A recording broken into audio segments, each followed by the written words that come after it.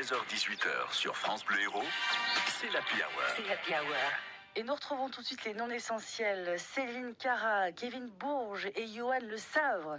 Mais aujourd'hui, Kevin, qui m'a l'air en pleine forme avec le test fait PCR. Et oui, je suis en pleine forme, merci, en pleine forme car rassuré sur mon état de santé.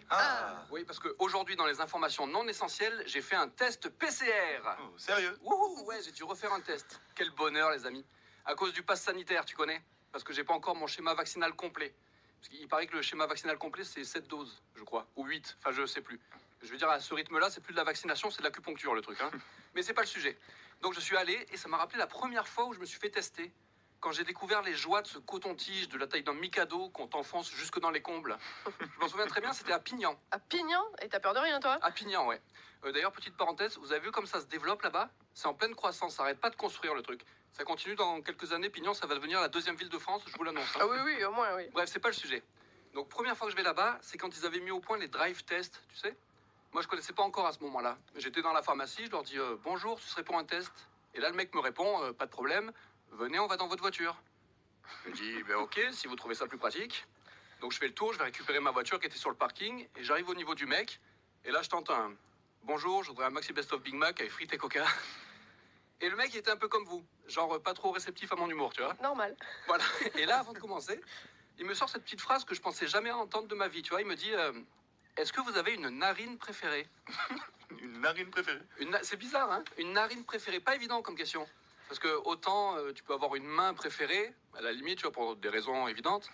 Un testicule préféré, admettons, pas celui qui a la taille d'une pêche, l'autre, tu vois. Mais une narine préférée, je m'étais jamais posé la question. Donc rapidement, je fais un petit état des lieux des naseaux pour voir s'il n'y a pas une narine qui serait plus obstruée que l'autre, tu vois, parce que ce serait quand même gênant pour tout le monde qui me rentre sa tige dans le pif et qu'il en ressorte un immense fil de morve. Oh. Tu vois, un truc qui nous relierait comme deux alpinistes encordés. Non merci, pas de ça chez moi. Donc ensuite, je me dis question pratique. Je vous rappelle que je suis en bagnole. Donc à la limite, est-ce que ce serait pas plus agréable pour tous les deux que tu me fasses la narine qui se trouve côté portière? Hein, enfin, ça me paraît logique.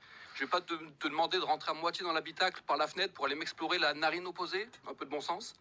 Et donc là, on y va. Sans préliminaire, il m'enfonce 35 cm de tige jusqu'au sommet du crâne. J'ai l'impression d'être un avaleur de sabre. Je savais même pas qu'on pouvait mettre tout ça dans un nez. Oh bah dans le tien, il y a beaucoup de choses qui y rentrent déjà. Ah, merci Céline, on avait dit pas le physique. Hein. Non mais déjà, 2 phalanges, je trouvais que c'était une belle perf. Mais là, il me récure jusque dans les coins. Et il commence à touiller, tu sais. Il est là comme ça, je me dis, putain, le mec, il est en train de faire une potion. Il a pris mon nez pour un chaudron, tu vois. À 2 doigts d'y balancer un bouillon cube magie et des échalotes, quoi. Et là, je le voyais marmonner un peu, tu sais, comme s'il allait jeter un sort. Il était là, Wingardium Leviosa. Au bout de quelques secondes, qui me semble une éternité, il retire sa baguette magique et me dit, c'est bon. Et je lui dis, et comment que c'est bon? Mais je regrette pas, hein. Vous savez que c'est payant les tests maintenant. 25 €. Quand ils m'ont dit ça, je leur ai dit, franchement, ça les vaut.